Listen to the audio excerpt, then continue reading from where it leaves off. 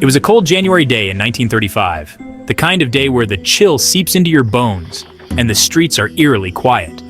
A man calling himself Roland T. Owen walked into the Hotel President in Kansas City. He seemed ordinary, blending into the background of the bustling hotel.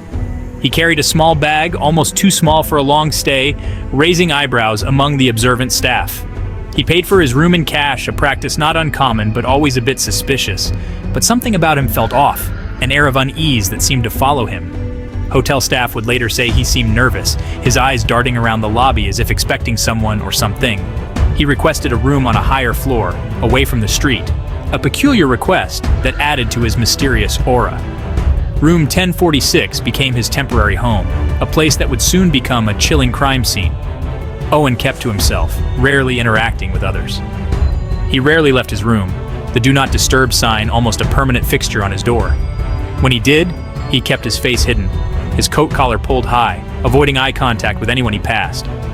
He spoke little, his voice a hushed murmur, barely audible to those around him. He received few visitors, their identities unknown, adding layers to the enigma that was Roland T. Owen. The mystery of Roland T. Owen was already taking shape in the minds of the hotel staff. Who was this man, and what was he hiding?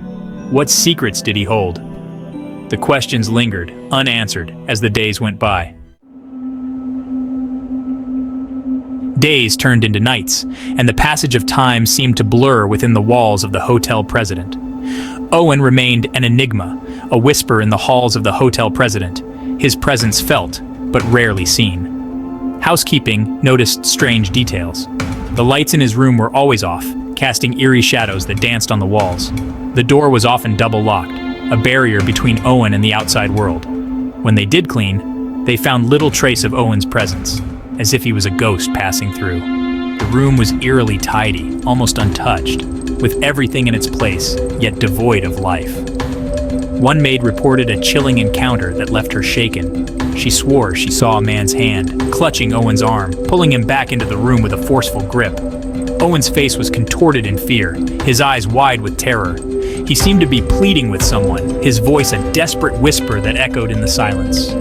When she knocked, there was no answer, only an unsettling silence. The incident was unsettling, adding to the growing unease surrounding room 1046, a room shrouded in mystery and fear. On January 4th, the silence of room 1046 was shattered. Guests reported strange noises, muffled voices, furniture scraping, a piercing scream. A woman's voice cried out, "Turn the lights on! Turn the lights on!" Then, silence fell again. Around midnight, a phone call from room 1046 reached the hotel operator. The voice was frantic, pleading for help. He claimed someone was trying to kill him. Before the operator could respond, the call disconnected. The operator immediately alerted the hotel staff. They rushed to room 1046, hearts pounding with dread. Section 4. A Puzzle of Pain. The door to room 1046 was ajar, creaking slightly, as if it had been hastily left open. Inside, a scene of chaos and violence awaited, a stark contrast to the hotel's usual calm. The room was in disarray, furniture overturned, sheets ripped from the bed, and personal items scattered everywhere. And there, slumped on the floor, was Roland T. Owen. He was barely alive, his breath shallow and labored. Owen had been brutally beaten. His skull was fractured, a clear sign of the violence he had endured. His body was covered in cuts and bruises, each one telling a story of pain and suffering. His fingers were nearly severed, hanging by mere threads of skin. He clung to life, unable to speak, his eyes filled with terror and desperation. He was rushed to the hospital but died hours later, taking his secrets to the grave, leaving more questions than answers. The mystery of room 1046 had taken a sinister turn, shrouding the hotel in an eerie silence. Who would do this, and why? The questions lingered, haunting everyone who dared to ponder them. Section 5. The Man Who Wasn't There. The investigation into Owen's murder was as baffling as the man himself. Fingerprints revealed his true identity, Artemus Ogletree, a young man from Birmingham, Alabama. Why was he using an alias? What was he hiding from?